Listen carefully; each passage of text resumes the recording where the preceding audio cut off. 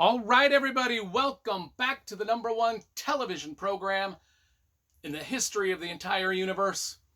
I am Brian Lee Durfee, author of The Forgetting Moon, The Blackest Heart, and The Lonesome Crown, all three books published by Simon & Schuster's Saga Press. Today I'm going to be reviewing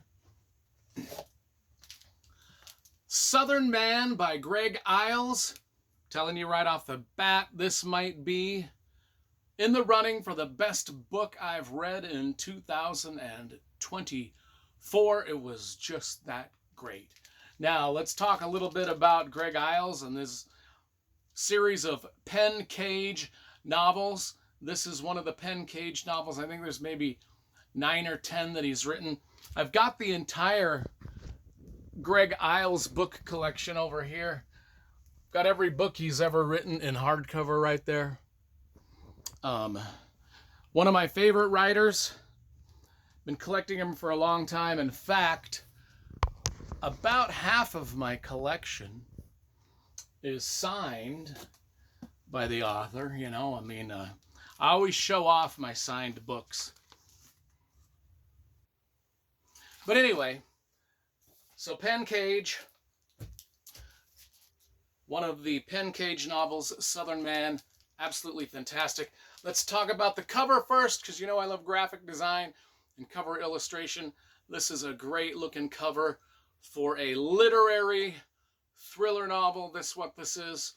I mean, this is just all of his books have a literary merit to them that is just fantastic. He's a great writer.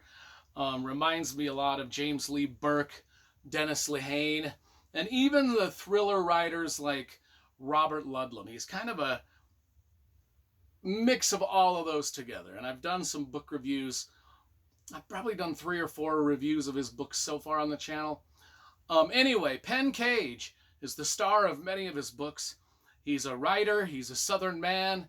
They live in Mississippi, Natchez, Mississippi, or in the case of this book, it's Beanville or something like that. But anyway, the main thrust of the book, and it's a very politically charged book. I will get that out of the way first. So if you don't like authors putting a real heavy political spin either to the right or to the left in your fiction, you just be warned. I mean, Stephen King does it in some of his later novels, leaning towards the left. I read a lot of Jack Carr and Brad Thor thrillers. They, of course, lean way to the right, and you can tell just by what the characters are saying in the books that, Jack Carr, Brad Thor, they lean to the right. Their characters tend to lean to the right, and they kind of pick on the left. This book, Greg Iles clearly leans toward the left, so his characters pick on Trump, and they pick on conservatives. In fact, every conservative that's in this book is either corrupt or a Ted Nugent wearing, t-shirt wearing redneck.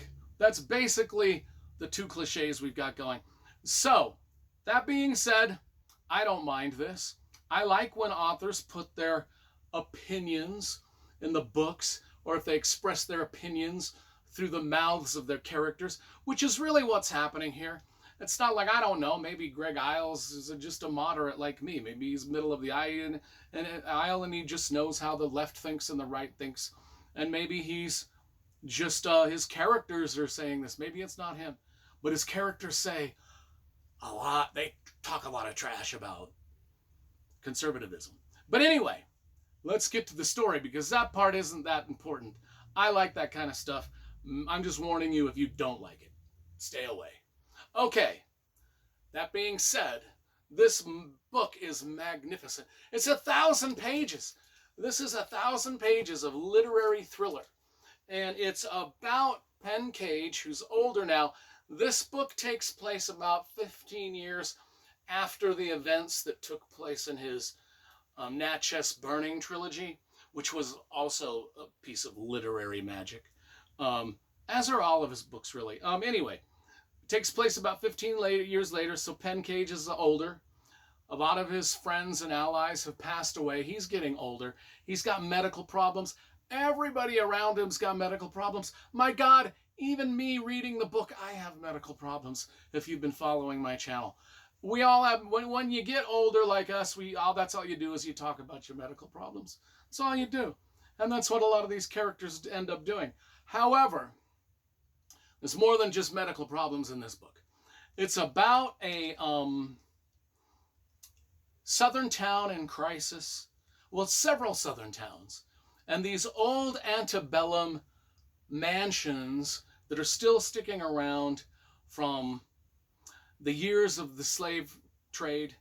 And there's a lot of them are museums now. A lot of them are still lived in by the descendants of the slaveholders. Those houses and mansions play a big part in this plot. There's a plot where there's a character who's running for president. He's going to be running against Trump and Kamala Harris, I guess, and as a third-party candidate, but he's almost kind of like a libertarian almost, and well, he is. And he espoused a lot of the libertarian viewpoints through this. Of course, as he does this, I mean, people are actually, he gets famous in a lot of different ways. He goes on TikTok, he gets a big name for himself on TikTok. And then what happens early on in the book is this character who's friendly at the beginning with Penn Cage. They know each other because they grew up together and they've lived in the same town and they know the same people. But it doesn't always stay a real friendly relationship. It goes from friendly to cordial to, I won't get to where it goes to. But anyway, this guy he's got some popularity. And he gains even more popularity when, in the midst of his campaign, there is a big sort of rap concert that's taken place in this small southern community. And there's a lot of people gathered around. And there's a shooter, a lone wolf shooter, like a shooter, and he shoots up the concert, and and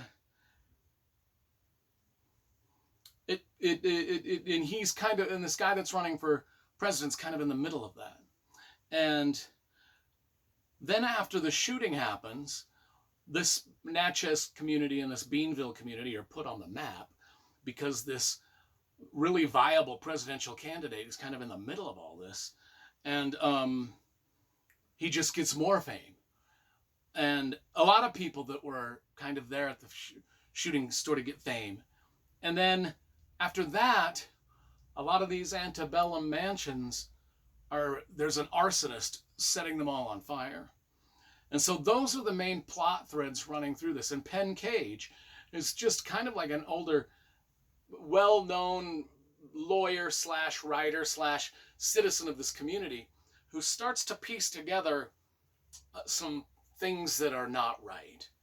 And this book is full of a lot of just ideas. It's a lot of ideas packed into this 1,000-page book.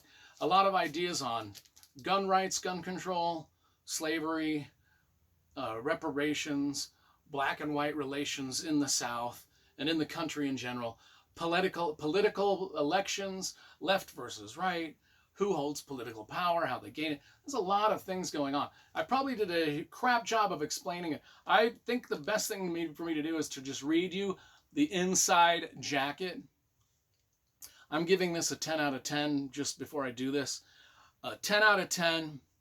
Probably the best book I've read this year. I've read some good ones this year.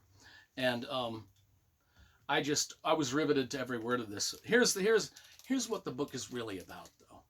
So 15 years after the events of the Natchez Burning trilogy, Penn Cage is alone. Nearly all his loved ones are dead, his old allies are gone, and he carries a mortal secret that separates him from the world. But Penn's exile comes to an end when a brawl at a Mississippi rap festival triggers a bloody mass shooting, one that nearly takes the life of his own daughter Annie. As the stunned cities of Natchez and Beanville reel, antebellum plantation homes continue to burn, and the deadly attacks are claimed by a black radical group as historical acts of justice. Panic sweeps through this tourist community, driving them inexorably toward a race war. But that might have been only a regional sideshow of the 2024 presidential election explodes into national prominence thanks to the stunning ascent of Robert E. Lee White, a Southern war hero who seizes the public imagination as a third-party candidate. Now, just as an aside, Robert E. Lee White is a war hero because in the story, he was the sniper that took out a really bad terrorist that the United States was hunting. Okay, so he's a Southern war hero and a third-party candidate.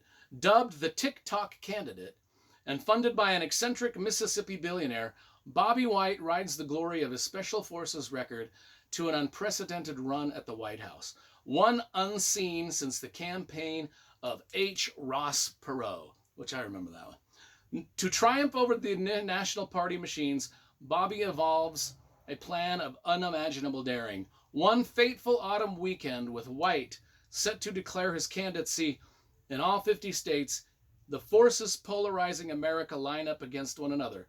Black versus white, state versus federal government, democracy versus fascism. Teaming with his fearless daughter, now a civil rights lawyer, and former Black Panther who spent most of his life in Parchment Prison, Penn Cage tears into Bobby White's pursuit of the presidency, ultimately risking a second world civil war to try and expose White's motivation to the world before the America of our Constitution slides into the abyss. Well, that was a long description, but I mean, that's only a tenth of what's going on in this incredible novel. And I think that you should read Greg Iles.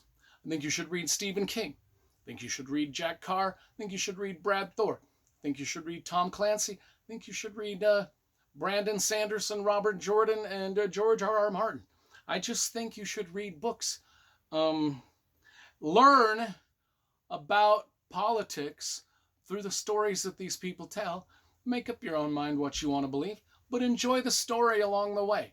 That's all I'm saying. Okay, see you next time.